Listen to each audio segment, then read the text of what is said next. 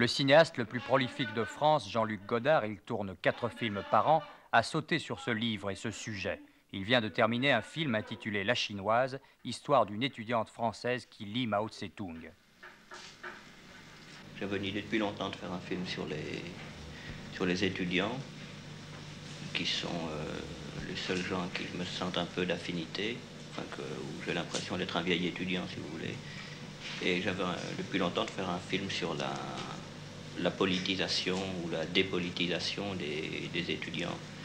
Et le phénomène, enfin, le livre rouge a, si vous voulez, mille feux aux poudres.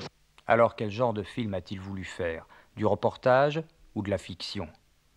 Alors j'ai fait un film, disons, plus de fiction, et faire un film sur ce que j'ai appelé, moi, une sorte des Robinson du marxisme-léninisme, c'est-à-dire des jeunes gens qui, pendant l'été, qui habitant l'appartement des parents de l'un d'eux, qui est en vacances, décident de vivre un peu comme à la manière des bas-fonds de Gorky, c'est-à-dire qu'on retrouve, il y a l'acteur, comme il y avait dans les bas-fonds, il y a l'étudiante, il y a la paysanne, enfin divergents qui sont plutôt des types et qui vivent ensemble et qui dès le départ, c'est ça le principe, sont pro-chinois, c'est-à-dire sont sous l'influence du livre rouge et des citations de Mao Tse-tung.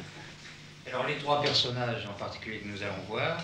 Alors là, vous allez en voir 3. Il y a un moment qui se passe au début du film où on les voit, enfin ils vivent là en cellule, enfin avec une vie assez austère, enfin une vie d'études et de réflexion où ils se font des cours l'un à l'autre. Et alors là, l'acteur est en train d'apprendre et de réciter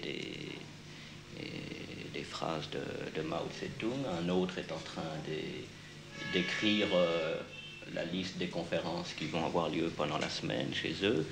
Et une troisième, qui est l'étudiante, est en train de peindre des slogans au mur. Après, vous verrez un interview de l'acteur en tant qu'acteur, puisque j'ai choisi des gens qui ne sont pas marxistes-léninistes, mais qui sont l'un vraiment étudiante, l'une vraiment étudiante en philo à Nanterre, l'autre, Jean-Pierre Léaud, qui est un vrai acteur. Celui-là est un scientifique, il étudie la photographie. C'est ça, c'est ça. Il y en a un qu'on ne voit pas, qui lui est vraiment peintre. Voici donc, en avant-première pour Caméra 3 et en